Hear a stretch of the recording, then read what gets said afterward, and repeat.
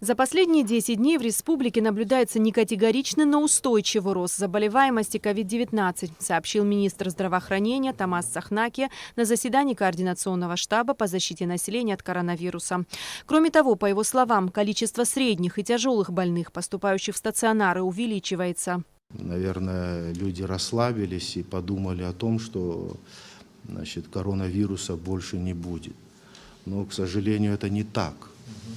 И мы об этом говорили на прошлом заседании, призывали наших граждан, а также ответственных лиц, руководителей учреждений и так далее, различных сфер деятельности, в строгом соответствии с данным распоряжением соблюдать все меры ограничительного характера, тем более до того, пока мы не завершим кампанию по вакцинации от COVID-19.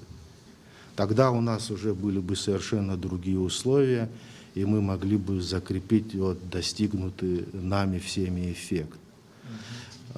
И, безусловно, то, что сегодня идет рост, количество инфицированных не может нас не тревожить.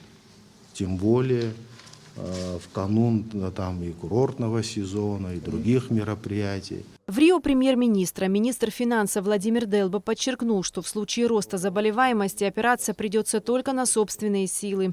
Ведь, как известно, российский мобильный госпиталь уже завершил работу в республике. Это обратно поиск, обратно вовлечение человеческих ресурсов, обратно повышенная нагрузка на систему здравоохранения. Вот только мы об этом говорили, что удалось стабилизировать ситуацию, ее надо удержать. Оказывается, надо будет более тщательно еще относиться к этому. Еще раз я со своей стороны тоже хочу призвать к тому, что и обратить внимание, что меры, которые действуют, они не такие жесткие, их достаточно легко соблюдать. Глава администрации города Сухум Беслан Эшба рассказал об эпидемиологической ситуации в столице. Сейчас на постоянном лечебном контроле находятся 166 пациентов, на самоизоляции 111 человек. За последнюю неделю зарегистрировано 46 новых случаев заболевания. Учитывая, что по городу Сухум ситуация, еще раз говорю, она не критичная, она подконтрольная, идет процесс такой управляемый, скажем, настолько, насколько хватает сил и возможностей. Но все-таки было сказано о том, что инфекционная больница заполнена под завязку.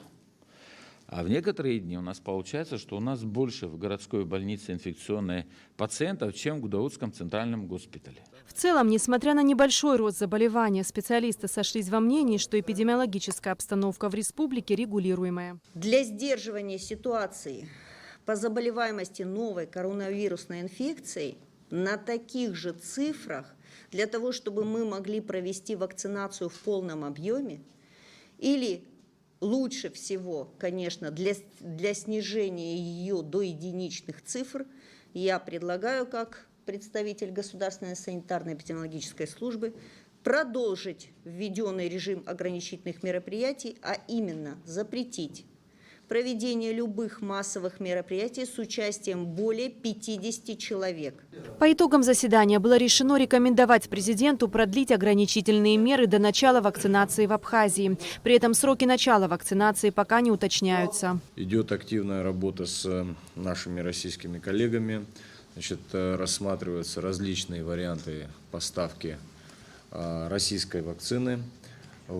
На текущий момент ждем окончательного решения от российской стороны о сроках поставки и об объемах. На данном этапе необходимо отметить, что в самой Российской Федерации процедура вакцинации активно продолжается, и объемы производимой вакцины, объемов недостаточно для Российской Федерации самой, поэтому этот процесс делится на этапы.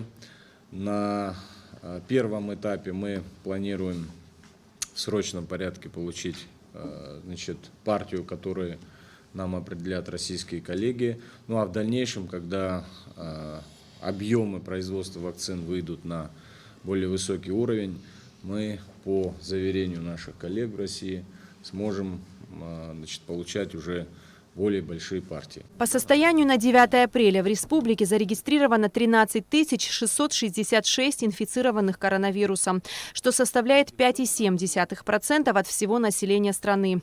Чуть больше 96% выздоровело. Летальных случаев 217. Эсма Голанзе, Тимур Гугохи, Абхазское телевидение.